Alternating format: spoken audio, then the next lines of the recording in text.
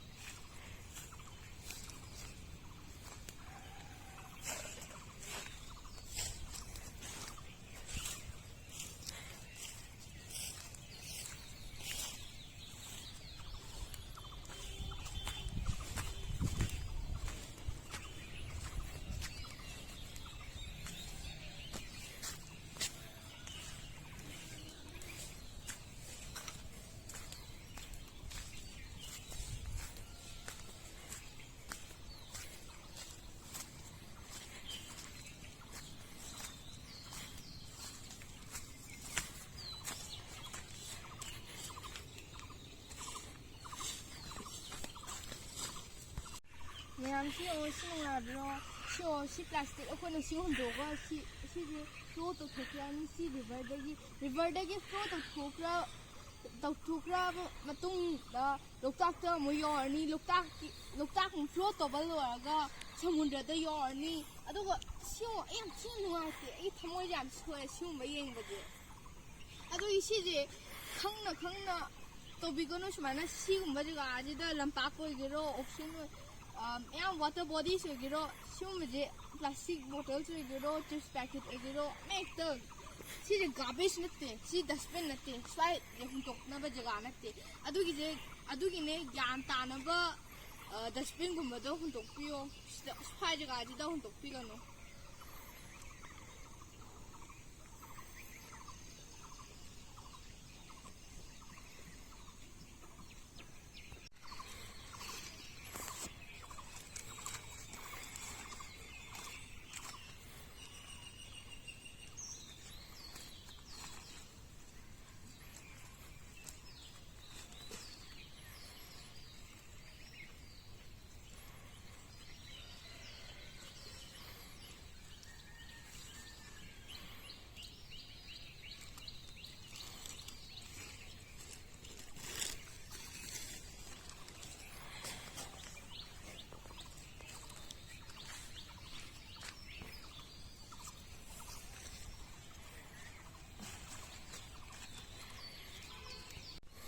kahage ai na si video thawate gi kahage noina khatang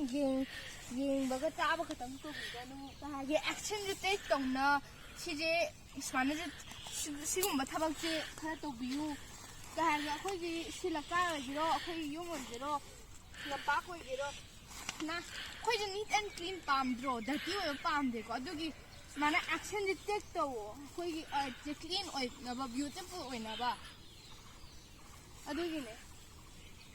ꯑꯩꯅ ꯇꯧꯕꯤꯌꯣ ꯍꯥꯏꯗꯤ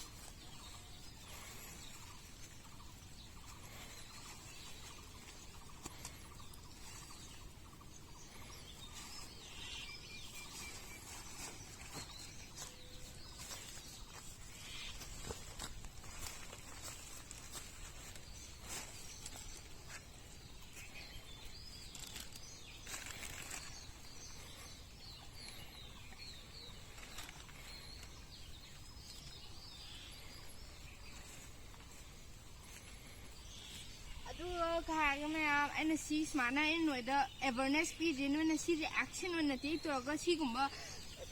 ꯑꯩꯅꯒꯨꯝꯕ ꯇꯧꯔꯤꯁꯦ ꯅꯣꯏꯗꯤ ꯇꯧꯎ ꯑꯗꯨꯒ ꯍꯥꯏꯔꯒꯦ ꯑꯩꯅ ꯁꯨꯃꯥꯏꯅ ꯅꯣꯏꯗ ꯑꯦꯋꯥꯔꯅꯦꯁ ꯄꯤꯗ꯭ꯔꯤ ꯅꯣꯏꯁꯨ ꯃꯤ ꯃꯌꯥꯝ ꯈꯪꯗꯕ ꯃꯤ ꯑꯣꯏꯒꯦꯔꯥ ꯈꯪꯕ ꯃꯤ ꯑꯣꯏꯒꯦꯔꯥ ꯑꯃꯨꯛꯀ ꯃꯣꯏꯗꯅ ꯁꯤꯒꯨꯝꯕ ꯑꯦꯋꯥꯔꯅꯦꯁꯁꯦ ꯄꯤꯕꯤꯌꯨ ꯑꯩ ꯌꯥꯝ ꯊꯤꯅ ꯍꯔꯥꯎꯅꯤ ꯅꯣꯏꯅ ꯑꯗꯨꯒꯨꯝꯕ ꯇꯧꯔꯗꯤ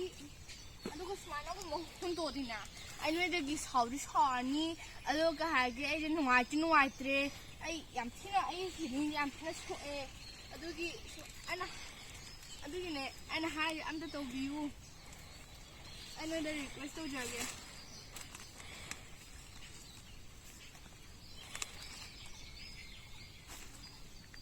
So now I have collected